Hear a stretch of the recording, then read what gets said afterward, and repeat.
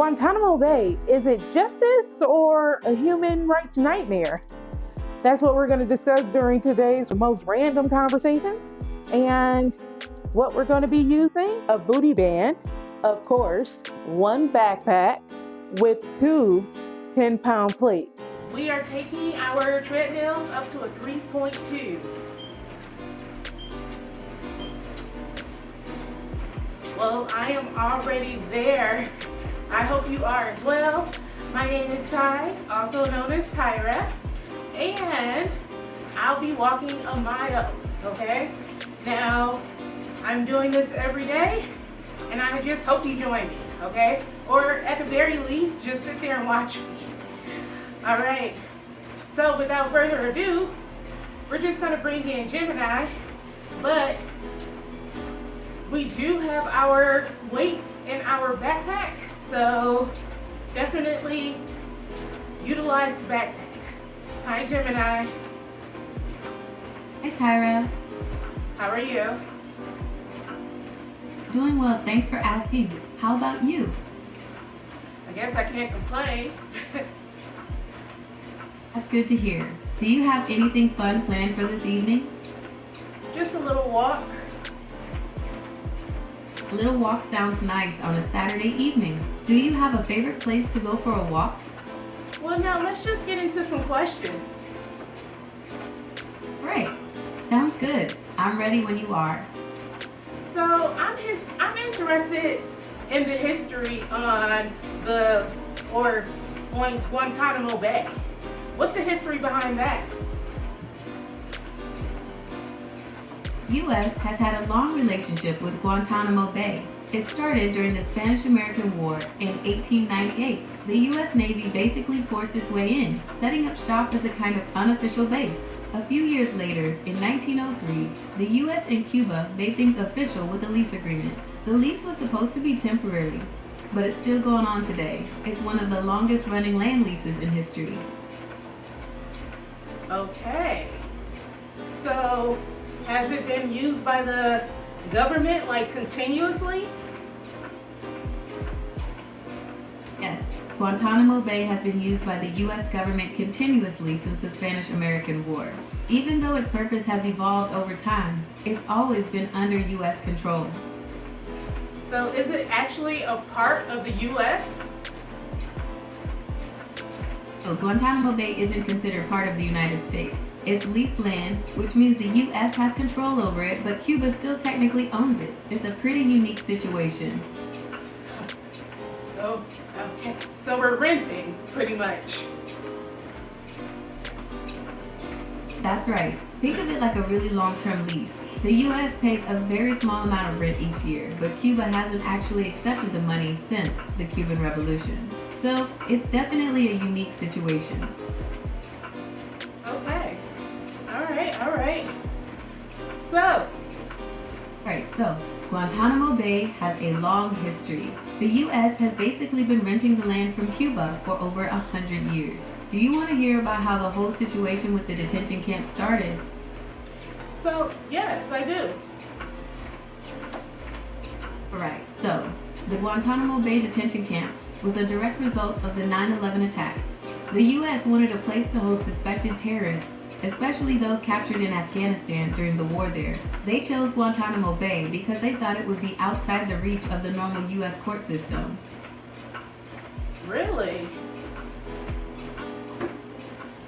Yes, that's right. They thought that by setting up the detention camp on foreign soil, they could operate outside of the normal legal system.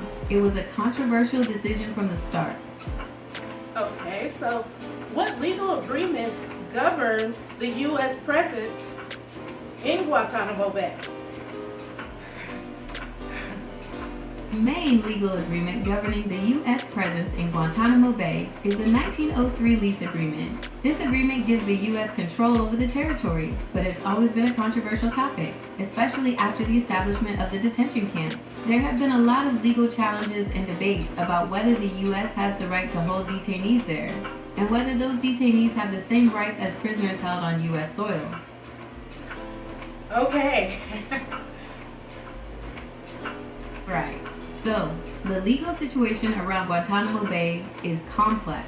There's the 1903 lease with Cuba, which gives the U.S. control over the territory. But then there are all the legal challenges that came about because of the detention camp. Do you want to hear about some of those legal battles? Yeah, but I want to tell the good people that we're 5 minutes in and we're at a 0.28. So that's if you're at a 3.2 pace. But we're making progress, yes. Let's get back to the conversation. Hi, Gemini. Hi, Tyra. Alright, so there have been some major legal battles over Guantanamo Bay. Some detainees have argued that they should have the same legal rights as prisoners held on U.S. soil. There's also been debate over whether military commissions set up to try detainees are constitutional. Do you want to hear about some specific court cases? Well, sure. Do you? Yeah. Right, so one of the biggest cases was Boumediene v. Bush. This was a Supreme Court case that decided detainees at Guantanamo Bay do have the right to challenge their detention in federal courts. It was a major victory for civil liberties groups. Do you want to hear about other cases, or would you rather talk about something else? So what conditions did immigrants face at Guantanamo Bay when it was used for refugee camps? Conditions for immigrants at Guantanamo Bay varied depending on the time period. When it was used as a refugee camp in the 1990s, the focus was on providing basic needs like shelter, food, and sanitation. However, resources were limited and the camps were often overcrowded. Things were especially difficult for Haitian refugees, who faced discrimination and were sometimes held in worse conditions than Cuban refugees. Oh wow, okay, all right. Right, so the conditions for immigrants held at Guantanamo Bay have been a major point of criticism. There have been reports of overcrowding, lack of medical care, and even instances of abuse. It's definitely a dark chapter in the history of the base. Do you want to hear about some specific incidents or cases? Are there still like asylum seekers there? So there aren't any asylum seekers being held at Guantanamo Bay right now. The use of the base for that purpose ended in the early 2000s. These days, it's primarily used as a detention facility for suspected terrorists. Oh my. Okay. Right, so Guantanamo Bay hasn't been used for asylum seekers since the early 2000s. Now it's mainly used for holding suspected terrorists. Do you want to hear about the legal battles over whether the U.S. has the right to hold those prisoners there? Well, is the U.S. currently holding immigrants? So the U.S. is not currently holding immigrants at Guantanamo Bay for immigration purposes. The facility there is primarily used for detaining suspected terrorists. There was some discussion about using it for immigrant detention a few years ago, but that plan was never put into action. Okay. Right, so there's been a lot of debate about whether the U.S. has the right to hold detainees at Guantanamo Bay indefinitely. There have been several landmark Supreme Court cases, like Hamdan versus Rumsfeld and Boumediene versus Bush, that have challenged the legality of the detentions. Wow. Do you have any additional details? Absolutely. The Boumediene v. Bush case was a landmark decision by the Supreme Court. It ruled that detainees at Guantanamo Bay have the right to challenge their detention in federal courts, even though the prison is located on foreign soil. This was a huge deal for civil liberties. Would you like to hear about other important cases? Yes. Right, so another important case was Hamdan v. Rumsfeld. This one challenged the military commission set up by the Bush administration to try detainees.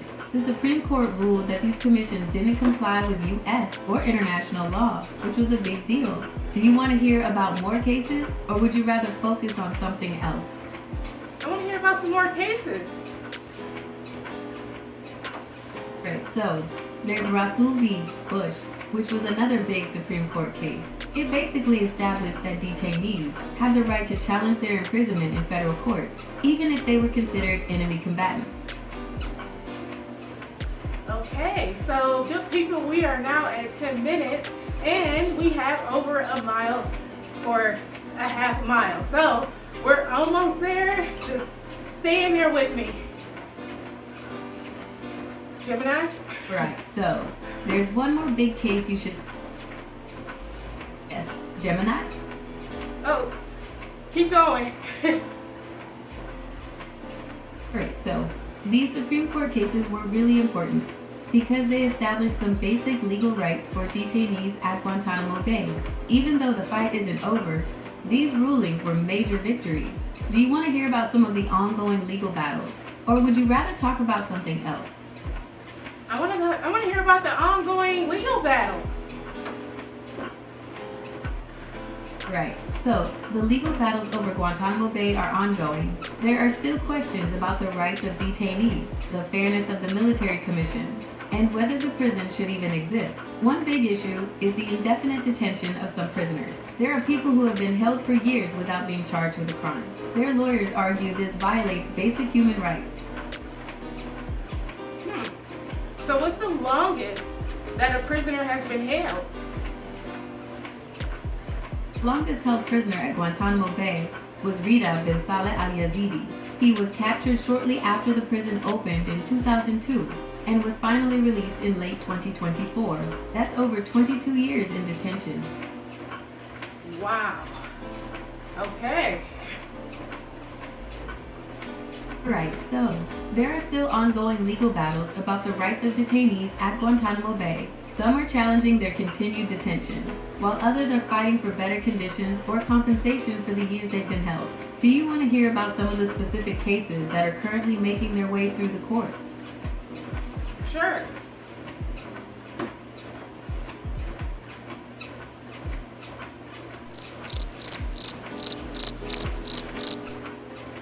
Are you still there? Yes, I'm still here. Do you want to hear about some of the ongoing legal battles? Or would you rather talk about something else? Some of the ongoing legal battles. Alright, so one of the big ongoing legal battles is over the use of military commissions to try detainees. Critics argue these commissions don't provide the same due process protections as regular civilian courts. There are also cases challenging the conditions of confinement at Guantanamo Bay. Some detainees argue they're being held in inhumane conditions. Would you like to hear about a specific case? No, let's talk about something different. Great. What else would you like to talk about? We could try something completely different, like science, technology, or maybe something fun like pop culture or sports. What sounds good? Science. Great. So you mentioned giant. Do you want to talk about real life giants? Like the No, ones in folklore? I said Or are science. Right. What would you like to explore in science? We could talk about the wonders of space, the mysteries of the human body, or the possibilities of technology. What sounds interesting? The latest developments. There's a lot of exciting stuff happening in science right now. Here's a quick rundown of some of the latest developments.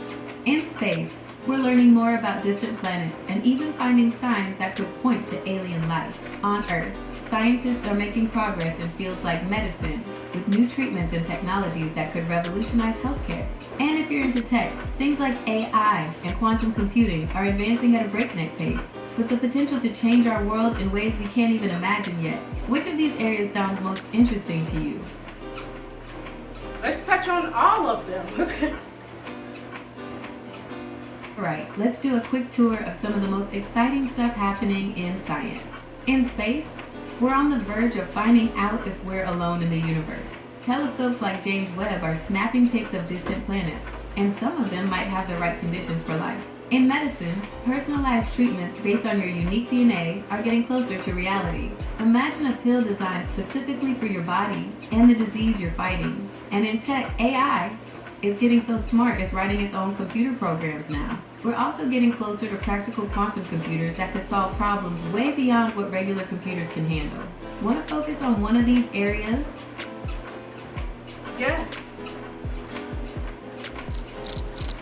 The quantum. Alright, let's dive into space exploration. What? With the James Webb Space Telescope, we're seeing the universe in a whole new way. It's found galaxies that formed super early in the universe's history, and we're even starting to find Alright, hints new of people, potentially we habitable. just made it past the 0.75. We are almost to the finish line. Just a little while longer. Stay with me, because it's a struggle for me too, okay? Alright, we're back to it. Alright, Gemini. Can't help with that right now. I'm trained to be as accurate as possible, but I can make mistakes sometimes. While I work on perfecting Okay, how Gemini, I can it's discuss okay. elections. It's okay. Let's go back to science. So we're talking about the James Webb Space. Alright, let's dive into the world of science. Where would you like to start? We could explore the mysteries of space, the wonders of the human body, or the possibilities of technology. Let's go to the wonders of the human body. Human body is an incredible machine. We've got the brain, our control center, constantly processing information and telling the rest of our body what to do. Then there's the heart, a muscle that never stops working, pumping blood throughout our entire system. Which part of the human body do you want to explore? Maybe the brain, the heart, or something totally different? Let's go to something totally different.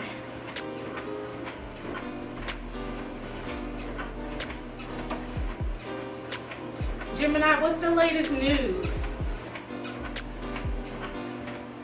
Some of the biggest news stories right now include a deadly plane and helicopter crash over the Potomac River in Washington, D.C.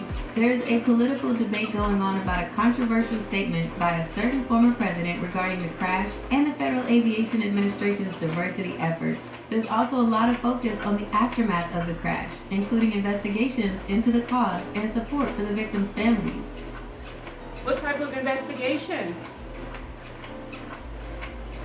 National Transportation Safety Board, NTSB, is leading the investigation into the crash. They'll be looking at everything from the weather conditions and air traffic control to the condition of the aircraft and the pilot's actions. It's a really complex investigation. Okay, so did they confirm how many people died?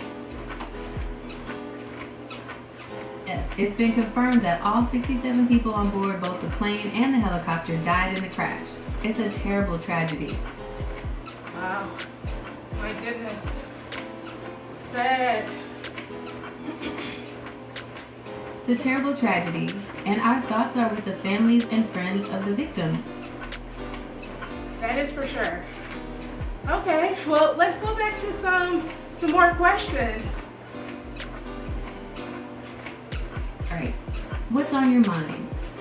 You know what? Let's play Would You Rather. But you have to ask the questions. Alright, let's try that again. Would you rather be able to fly or be invisible? Ask me another question.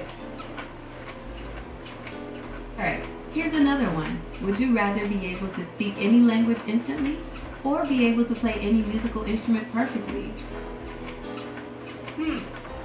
Speak any language fluently. Alright, how about this? Would you rather be able to speak any language fluently or be able to play any musical instrument perfectly? The language. Alright, so you'd rather be able to speak any language fluently. Let's see if I can stump you with this one. Would you rather be able to travel anywhere in the world for free, or would you rather have the ability to read anyone's mind? Read anyone's mind. Alright, last one for now. Would you rather have endless supplies of your favorite food, or be able to teleport anywhere instantly?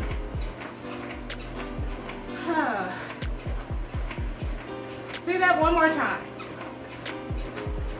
Alright, last one for now. Would you rather have endless supplies of your favorite food, or be able to teleport anywhere instantly? Teleport.